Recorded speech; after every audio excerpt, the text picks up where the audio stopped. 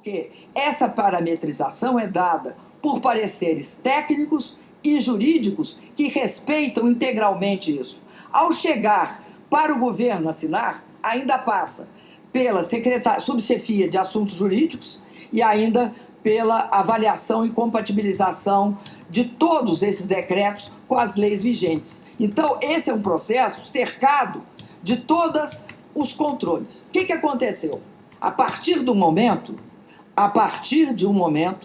que é posterior ao último decreto, o último decreto que nós editamos é de 20 de agosto, e a decisão oficial, a decisão do plenário, que é a única que conta, nenhuma outra decisão conta. A decisão do plenário, ela é de outubro, ela não é de agosto, ela é de outubro, o último decreto.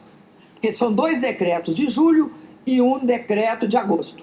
A decisão foi tomada a decisão final é de outubro. Então, a não ser que a gente passe a aceitar que há retroatividade da lei, fica muito difícil dizer que por aí há um crime de responsabilidade. Além disso, tem outra questão, que é o do PLN que o senhor levantou. O PLN 5, ele foi editado,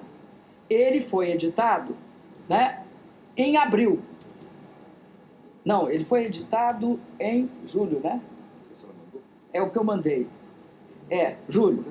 Foi editado em julho e ele foi aprovado em dezembro. Entre julho e dezembro, nós tínhamos, né, metade do ano em curso. Qual foi a prática que o Congresso e o TCU adotaram em 2009? Que você poderia editar o PLN, porque era queda de receita em níveis expressivos, e você poderia, então, aguardar até a aprovação. Como há um tempo entre a edição da medida, a urgência da economia, porque ela não espera, ela não fica esperando já julho, agosto, setembro, outubro, novembro, dezembro. Precisa que você tome medidas imediatas que vão comprometer quem? O interesse econômico, mas também vai comprometer interesses sociais, direitos sociais. Então, perfeitamente, se nós fizéssemos, além do que já vínhamos fazendo, de contingenciamento, que já estava em 79,6 bilhões, mais os 55, nós teríamos encerrado o ano fiscal em julho de 2015. Então, não haveria nenhum gasto no Brasil de julho de 2015 até dezembro de 2015. Era isso que aconteceria, senador. Então, eu quero dizer que não há um traço, não está uma observação do Congresso Nacional dizendo, olha, Executivo, vocês não podem fazer isso. Em 2009, eu não quero dizer nem que foi feito em 2001. Em 2001 também foi feito, naquela época, que a medida provisória não tinha as mesmas limitações que ela passou a ter, que ela podia ser reeditada. Em 2001, foram 4 reedições de medida provisória que possibilitou que o decreto fosse sistematicamente reaberto. Então, o que eu digo é o seguinte, neste caso, eu não vejo fundamento algum. Agora, no caso das subvenções do Plano Safra, o que vocês falam é que vocês enquadram as subvenções do Plano Safra como se fosse operação de crédito. Elas não são, nunca foram caracterizadas como operação de crédito. Nunca. Como elas não eram caracterizadas na operação de crédito, o que as autorizava? O que autorizava as subvenções do Plano Safra era uma lei de 92.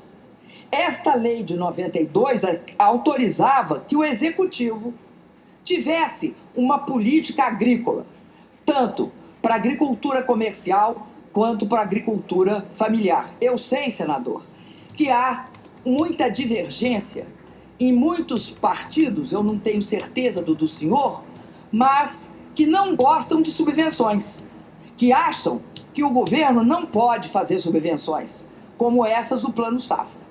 Caso o governo não faça subvenções do Plano Safra, nós estaríamos numa situação muito difícil, porque o mundo inteiro trata a agricultura com todas as condições para que ela tenha uma situação de apoio e de fomento e de ampliação.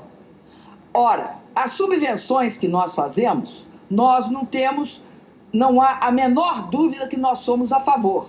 Como eu disse ao senhor, nossas subvenções estavam acima de 200 bilhões. Obviamente, na época do governo do PSDB, essa subvenção não chegava a mais de 2,5 bilhões. Neste processo, foi uma lei muito bem feita do governo Fernando Henrique Cardoso, que previu as subvenções. Esta lei do governo Fernando Henrique Cardoso, que previu do Itamar, então é do Itamar final, do Itamar transição para o Fernando Henrique Cardoso. Essa lei, ela tem uma característica.